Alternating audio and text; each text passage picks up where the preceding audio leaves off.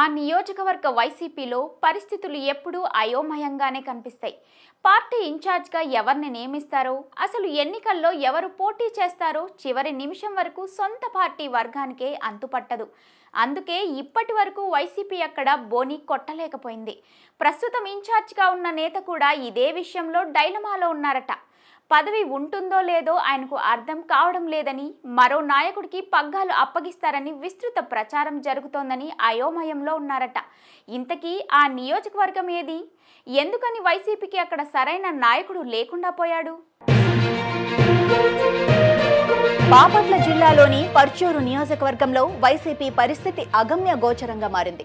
మొన్నటి ఎన్నికల్లో వైసీపీ నుంచి పోటీ చేసిన ఎన్ఆర్ఐ ఎడం బాలాజీ నియోజకవర్గంలో అడ్రస్ లేకుండా పోయారు. ఎన్నికల ఫలితాలు వెలువడగానే ఫ్లైట్ ఎక్కేసిన ఆయన అమెరికాలో సొంత వ్యాపారాలు చూసుకుంటూ పార్టీ వ్యవహారాలను పట్టించుకోవటమే మానేశారు. దాంతో పర్చూరు నియోజకవర్గంలో వైసీపీ జెండా మోసే నాయకుడు కరువయ్యాడు. ఈ క్రమంలోనే పర్చూరుకు కొత్త ఇన్ఛార్జిను నియమించాలని అధిష్టానం చూస్తుందట. ఇప్పటికే పార్టీ ఆవిర్భావం నుంచి 4 ఇన్ఛార్జీలను మార్చిన వైసీపీ ఈసారి లోకల్ వ్యక్తి అయిన మాజీ మంత్రి గాదె వెంకటరెడ్డి కుమారుడు గాదె మధుసూదన్ రెడ్డిని నియమించాలన్న ఆలోచనలో ఉన్నట్లు ప్రచారం జరుగుతోంది.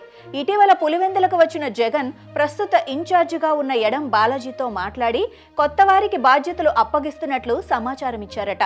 గాదె మధుసూదన్ రెడ్డి సొంత ఊరు పర్చూరు నియోజకవర్గంలోని ఇంకొల్లు మండల పరిధిలోకి వస్తుండటం, ఇటు మాజీ మంత్రి గాదె వెంకటరెడ్డి పలుసార్లు ఎమ్మెల్యేగా గెలిచిన అనుభవంతో పాటు ఆ కుటుంబానికి నియోజకవర్గంలో సొంత కేడర్ కూడా ఉండటంతో పర్చూరు వైసీపీ బాధ్యతలను గాదె కుటుంబానికి అప్పగించాలని జగన్ ఆలోచిస్తున్నారట.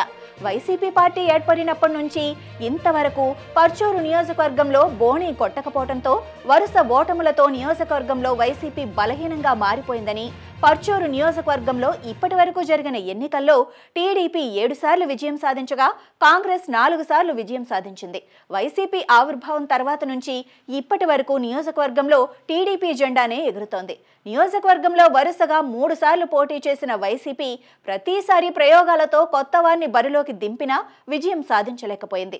ఎన్నికల సమయంలో వచ్చిన కొత్త నేతను స్థానిక కేడర్ వ్యతిరేకించడంతో పాటు అతనికి నియోజకవర్గ రాజకీయ పరిస్థితులను అవగాహన చేసుకునేందుకే సమయం సరిపోక ఒక్కసారి కూడా వైసీపీ విజయం సాధించలేకపోయిందన్న అభిప్రాయం ఉంది. ప్రధానంగా నియోజకవర్గంలో బలమైన నేతగా ముద్రపడ్డ టీడీపీ సిట్టింగ్ ఎమ్మెల్యే ఏలూరి సాంబశివరావును వైసీపీ ఎదుర్కోలేకపోయింది.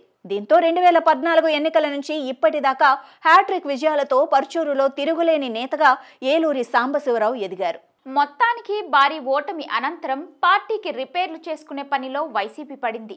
ఇలాంటి పరిస్థితుల్లో పర్చూరు బాధ్యతలు గాదె మధుసూదన్ రెడ్డికి అప్పగించాలని, అప్పుడే పార్టీ గాడిలో పడే అవకాశం ఉందని నియోజకవర్గ వైసీపీ శ్రేణులు అభిప్రాయపడుతున్నారు.